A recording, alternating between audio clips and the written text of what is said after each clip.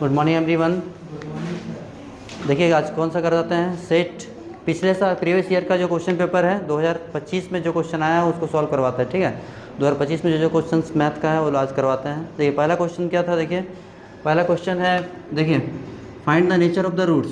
Find the nature of the roots, roots का nature निकालना। Equation क्या दिया,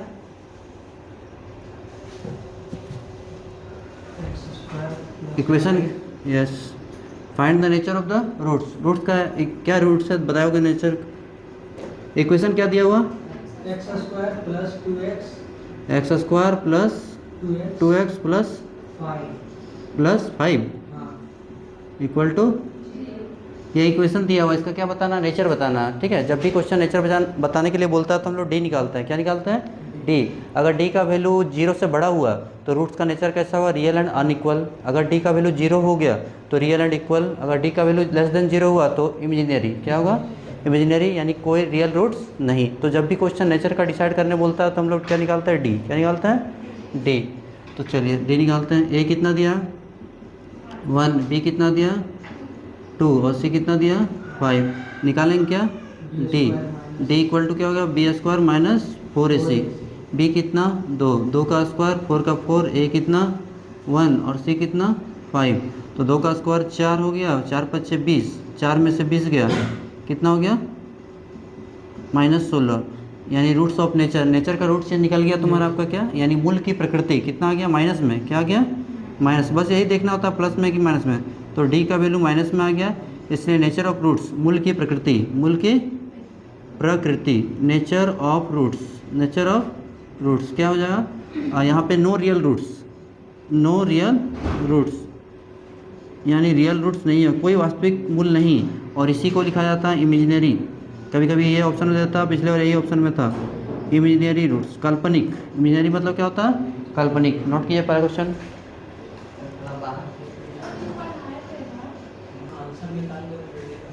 क्वेश्चन नंबर 2 देखिए, फर्स्ट टर्म कितना दिया है 3। फर्स्ट टर्म कितना दिया है 3।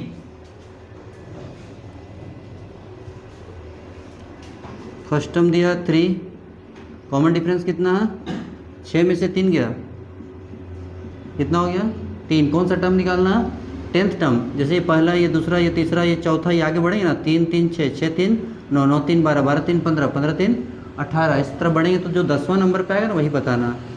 तो हमको निकालना 10th टर्म यानी a10। क्या निकालना, a10 यानी a plus n minus 1, a plus n minus 1 into D.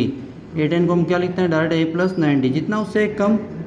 a कितना देख लीजिए 3,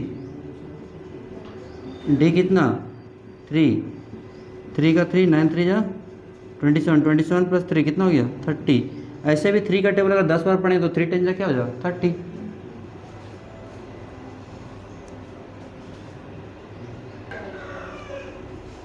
चलिए एपी देखो क्या दिया इस पास, second question, third question. AP दिया 2 4 6 8, ये आगे बढ़ेंगे तो 2 2 का डिफरेंस है। 8 के बाद क्या होगा 10, 8 के बाद 10। क्वेश्चन में क्या पूछा, क्वेश्चन में बोला कि पहले 5 पदों का योग ज्ञात कीजिए। तो पहला 5 टर्म्स ये है, 1 2 3 4 5, सबका जोड़ बोला। तो 2 4 6, 6 6 12, 12 8 20, 20 और 10 30, आंसर हो गया 30। तो 5 टर्म का बोला था तो ठीक है, लेकिन 5 की जगह अगर 50 बोलता था तो उस तरह हम लोग लिखते नहीं ना, तो उसके लिए तो हमें फार्मूला लगाना पड़ता है। ऐसे हम लगा दे रहे हैं। फर्स्ट टर्म कितना है 2,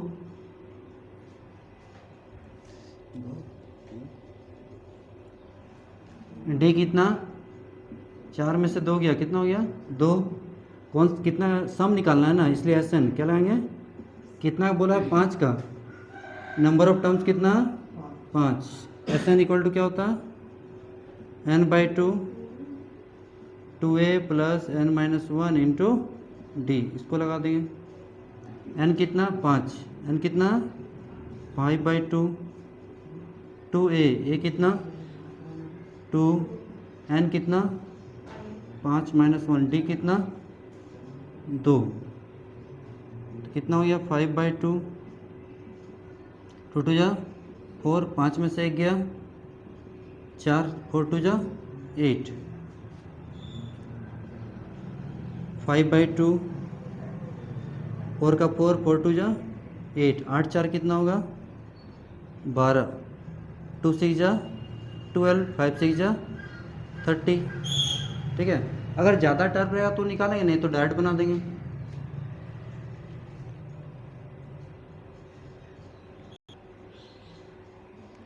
चलिए क्वेश्चन देखिए, पोषण पर फिफ्थ टर्म दिया हो 17, नाइन्थ टर्म दिया 29। देखो यहाँ पे देखो, किसी एपी का 5वां टर्म है 17 और नाइन्थ टर्म कितना है 29, और आपको बताना बीच का कॉमन डिफरेंस। क्या निकालना? कॉमन डिफरेंस डी निकालना। तो A5 को हम क्या लिख सकते हैं, एक कम A+4D कितना हो गया 17, इक्वेशन 1। A9 को क्या लिख सकते हैं, एक कम 9 में से किया तो 10, A+8D इक्वल टू कितना हो गया 29 हो गया। अब इसको इससे घटा देंगे, सब्ट्रैक्टिंग समीकरण 1 को 2 में से घटाने पर, सब्ट्रैक्टिंग 1 फ्रॉम 2, समीकरण 1 को 2 में से घटाने पर A+8D बराबर 29, A+4D बराबर 17, A कैंसिल, 8 में से 4 गया 4D, 9 से 7 गया तो 2 से गया तो यानी कितना हो गया D इक्वल टू 12/4, 12/4, 4 3 जा 12, D इक्वल टू कितना हो गया 3, ठीक है। जल्दी नोट कीजिए।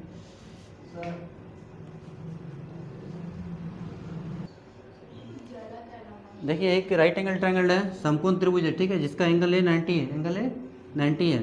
तो रिलेशन दिया A² plus B² equal to C², ऐसा दिया हुआ। तो हम जानते हैं ये P² plus B² equal to H², वही है भाई। नाम चेंज कर दिया, कौन सा फार्मूला है ये, पाइथागोरस। क्या बोलते हैं, पाइथागोरस। बस आपको टिक करना था कि फार्मूला कौन सा है, तो ये पाइथागोरस फार्मूला है, ये पाइथागोरस प्रमेय इसको बोलते हैं, थ्योरम भी बोलते हैं, ठीक है। बस इसमें टिक करना था कौन सा फार्मूला है, किसका, ये पाइथागोरस का।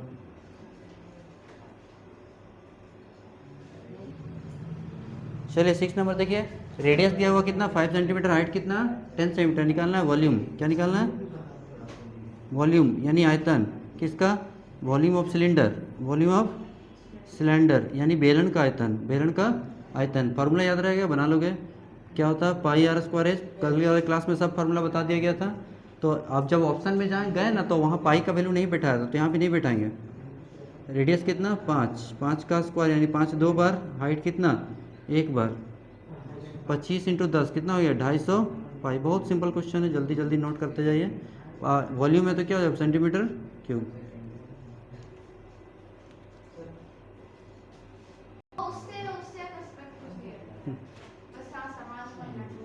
ए इक्वल टू कितना दिया 5 सेंटीमीटर, एक साइड दिया हुआ क्यूब का, और उसका निकालना है टोटल सरफेस एरिया। क्या निकालना है, कुल पृष्ठ क्षेत्रफल, कुल पृष्ठ, total surface area of cube निकालना। तो total surface area of cube क्या होता है 6 × side square, 6 × side square. Side कितना है 5, कितना बार लिखेंगे 2 बार, कितना बार 5 × 5 25, 25 छक कितना हो गया 150, यानी इतना हो गया 150 सेंटीमीटर स्क्वायर। जल्दी नोट कीजिए।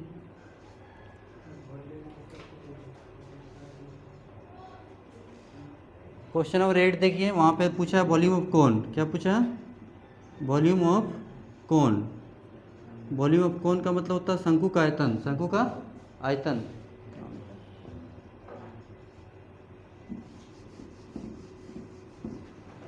Volume of cone equal to क्या होता है 1/3 ऑफ 1/3 πr²h, πr²h, तो 1/3 तो हो गया।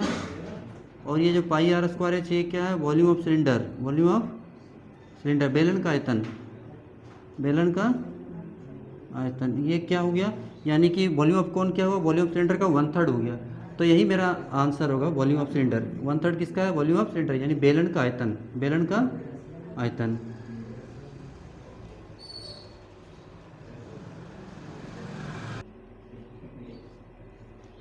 दस 20 30 40 50 का क्या निकालना है मीन। तो देखो बीच में कौन सा है 30, यही आंसर हो जाए। जो बीच में आ जाएगा एक्सट्रीम उसे को हम लोग क्या बोलते हैं मीन। ऐसे निकालने का प्रोसेस क्या है, मीन इक्वल टू क्या होता है, माध्य बराबर होता है सही प्रेक्षणों का योगफल बड़े प्रेक्षणों की संख्या, यानी सबको जोड़ देना है।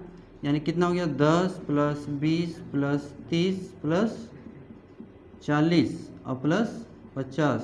अब काउंट कीजिए कितने नंबर है, 1 2 3 4 5, कितना 5, 20 10 30 30 30 60 60 और 40 100 100 और 50 कितना हो गया 50 को किससे काट दिया, 5 से काटोगे तो कितना आ जाएगा, 30 ही आ जाएगा। तो एग्जाम में टाइम बचाना इतना नहीं करना, जो एकदम बीच में आएगा वही मेरा आंसर हो जाएगा। 9 का हो गया। 10 में क्या क्वेश्चन है बोलिएगा, 10 में मोड निकालना है। सर मोड आया है 6।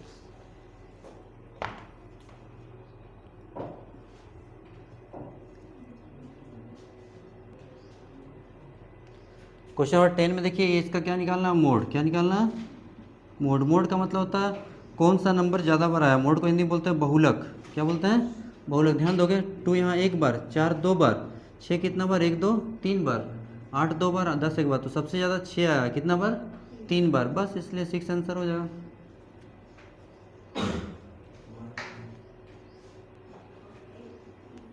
क्वेश्चन नंबर 11 देखिए क्या दिया है, एक टावर दिया है। क्या दिया है, टावर। क्वेश्चन है हाइट एंड डिस्टेंस का क्वेश्चन, बहुत सिंपल सा क्वेश्चन है।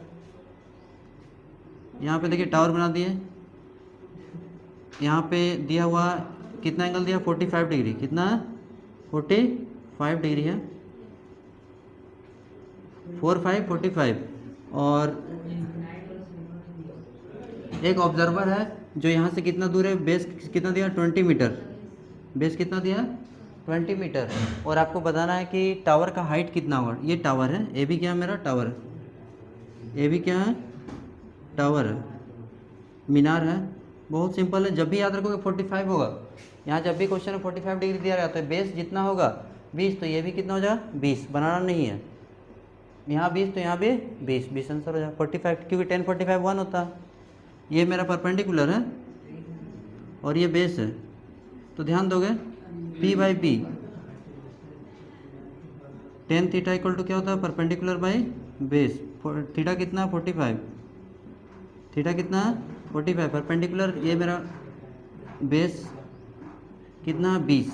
बेस कितना, 20। ध्यान दोगे 10 45 कितना होता है, 1। और ए भी पता नहीं, तो 21 जा कितना हो गया, 20। यानी ए भी इक्वल टू कितना हो गया, 21 जा 20 आया ना, वही। इसलिए एग्जाम में आपको टाइम बचाना है। तो जब भी यहाँ 45 डिग्री होगा, लेना कौन साइड को, जो निकालना वो लेना, जो दिया उसको लेते हैं, इससे कोई मतलब नहीं है।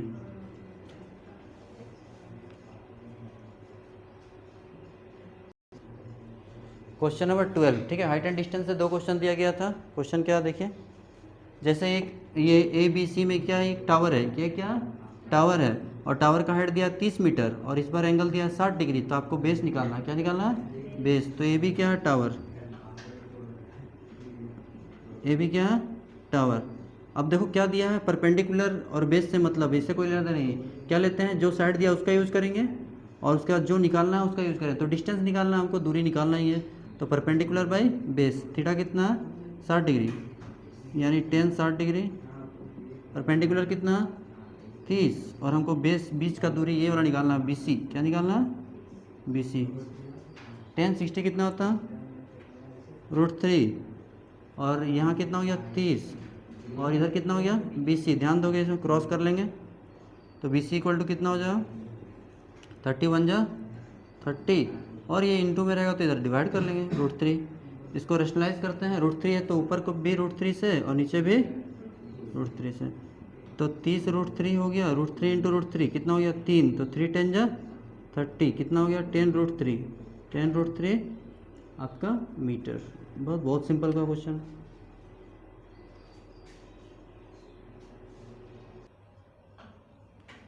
चलिए क्वेश्चन नंबर 13 देखिए। 13 14 15 तीनों को एक साथ बताते हैं, ठीक है। 13 क्या बोल रहा है, देखो 13 बोल रहा है सेमी सर्कल है। ये क्लास 9 का क्वेश्चन है। एक सेमी सर्कल है, बोलता है सेमी सर्कल पे कितना एंगल बनता है। तो सेमी सर्कल पे हमेशा कितना एंगल बनता है, 90। एक थ्योरम में angle in a semi circle कितना एंगल बनता है, 90। अर्धवृत्त पे बना कोण कितना होता है, समकोण। ये याद रखोगे, ये डायरेक्ट टिक करना था, कुछ बनाना नहीं है। ABC इक्वल टू कितना हो गया, 90। 14 में क्या बोला, ध्यान दोगे, एक सर्कल है। क्या है, एक सर्कल है, ध्यान दो। और बाहर में एक पॉइंट है, वहाँ से कितना टेंजेंट बना सकते हैं, एक इधर से जाएगा और एक इधर से जाएगा। कितने टेंजेंट हुए, 2। ये बहुत इंपॉर्टेंट, नंबर ऑफ टेंजेंट्स, स्पर्श रेखाओं की संख्या, नंबर ऑफ टेंजेंट्स कितना होगा, एक इधर से और एक इधर से। कब, जब पॉइंट रहेगा बाहर, तब जब पॉइंट बाहर रहेगा तो कितना टेंजेंट बना सकते हैं, 2, ठीक है। और एक पूछा था कि जब ये सर्कल है और पॉइंट कहाँ है, सर्कल पर ऑन द सर्कल, तो कितना टेंजेंट ड्रॉ होगा, ओनली वन। यहाँ पे ऑन द सर्कल है तो यहाँ होगा नंबर ऑफ टेंजेंट। तो जब सर्कल के बाहर हो तो 2 बनता है, अभी सर्कल पर हो तो कितना बनता है, 1 बनता, और सर्कल के अंदर हो तो 1 भी नहीं। चलिए जल्दी नोट कीजिए। क्वेश्चन नंबर 16 बहुत सा आसान सा क्वेश्चन दिया, देखिए x + y = दिया 6, कितना दिया 6 है क्या, और x - y = 2 होगा। बहुत आसान, x और y निकालना आपको। इक्वेशन 1 इक्वेशन 2, y कोफिशिएंट 1 है, यहाँ भी 1 है, बस सिंपली सब कुछ दोनों को जोड़ देना है। एडिंग 1 एंड 2 दोनों को जोड़ते हैं, जोड़िए।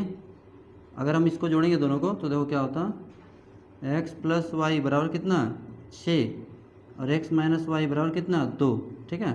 तो y कैंसिल, 1 और 1 कितना हो गया 2, 2x बराबर 6 और 2 कितना हो गया 8, तो x बराबर कितना हो गया 8/2, काट देंगे कितना आ जा 4, x कितना आ गया 4।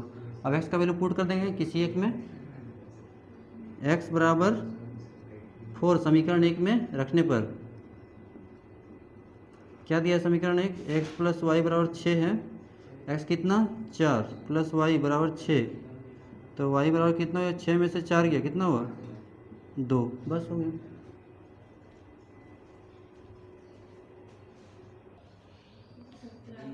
क्वेश्चन नंबर 17, क्वेश्चन 17 में क्या दिया है, कंडीशन दिया है यूनिक सॉल्यूशन, क्या दिया है यूनिक सॉल्यूशन, इसको हिंदी में बोलते हैं अद्वितीय हल, अद्वितीय हल।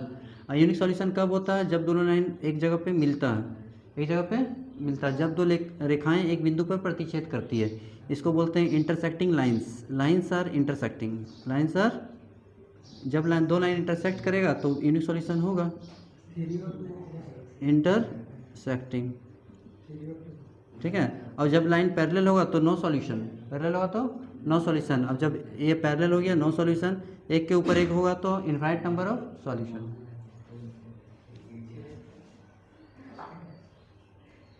क्वेश्चन नंबर 18 बोलिए, 18 बोलिए जल्दी, क्या दिया हुआ 18 का आंसर 3 और 2 क्या इक्वेशन बोलिए, x² -5x -5x + 6, क्या क्या निकालना है, रूट्स निकालना है ना, तो 2 3 जा 6, 2 + 3 5, इसको फैक्टराइज कर देंगे बस, 3 + 2, लास्ट में साइन प्लस का है तो प्लस दिए और इसको तोड़ दिए, 3 दूनी 6, 3 और 2 कितना होगा 5,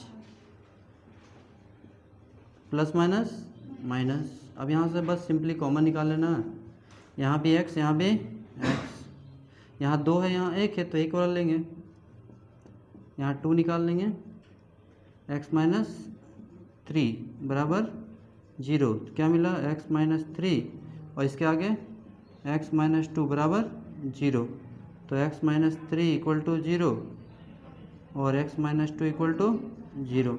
तो रूट्स क्या क्या निकला, -3 है इधर प्लस हो जाएगा और ये -2 क्या हो जाएगा +2, यानी 2 रूट्स निकला 3 और 2, क्या निकला 3 और 2। चलिए 18 हो गया, 19 बोलिए,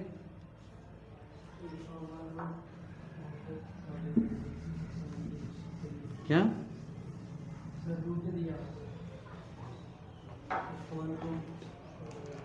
क्वेश्चन नंबर 9,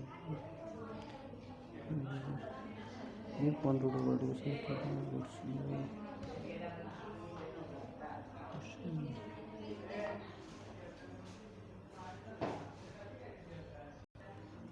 क्वेश्चन 19 देखिए क्या दिया है, एक रूट दिया है 3, एक रूट कितना दिया है 3 और सम ऑफ रूट्स कितना दिया हुआ, दोनों का सम कितना दिया 7, तो 3 में कितना जोड़ेंगे तो 7 होगा, तो 4 आंसर, कितना आसान दिया देख रहे हो, 10 सेकंड में बन जाएगा। अल्फा का वैल्यू कितना दिया 3 प्लस बीटा बराबर कितना हो, दोनों मिला के 7, तो बीटा बराबर कितना हो गया 7 में से 3 गया 4, बस दूसरा रूट मेरा क्या हो जाएगा 4, सिंपल।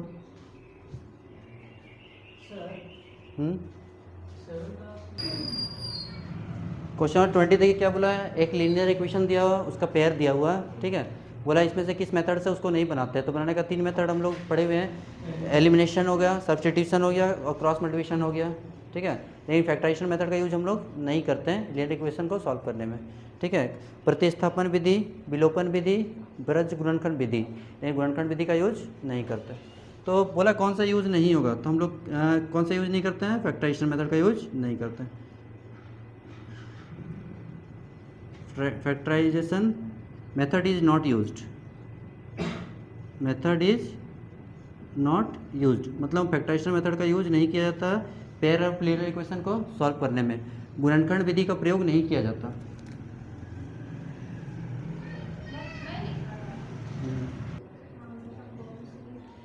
चलिए देखिए 21, 22, 23, 24 एक साथ बता रहे हैं, ठीक है। यहाँ देखो साइन नहीं दिया हुआ, कोस भी, कोस को चेंज करते हैं साइन में तो 90 से घटाते हैं, किससे, ध्यान दोगे, कोस को चेंज करेंगे साइन में, किस में से घटाएंगे, 90 से, साइन साइन हट गया तो ए बराबर क्या मिला, 90 माइनस बी, और ये माइनस बी इसको इधर लाएंगे क्या हो जाए प्लस बी, तो ये प्लस बी बराबर कितना हो गया 90, बस 90 को टिक कर देना। यहाँ पे 1030 का वैल्यू कितना होता है 1/√3, बस सिंपल है। बोलता है कौन सा डिफाइंड नहीं है, साइन 90 बाई कोस 90, देखिए क्या होता है साइन 90 बाई कोस 90, साइन 90 का वैल्यू कितना होता,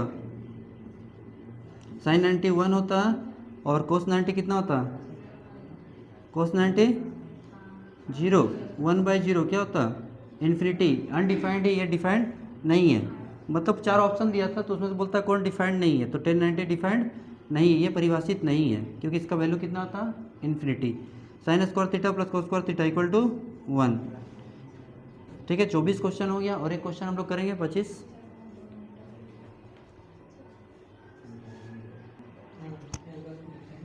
क्वेश्चन नंबर 25, यहाँ पे देखो क्या दिया है, एक राइट एंगल ट्रायंगल है, ध्यान दोगे, इसका यहाँ दिया एंगल कितना 30 और हाइट इसका कितना दिया 12 मीटर।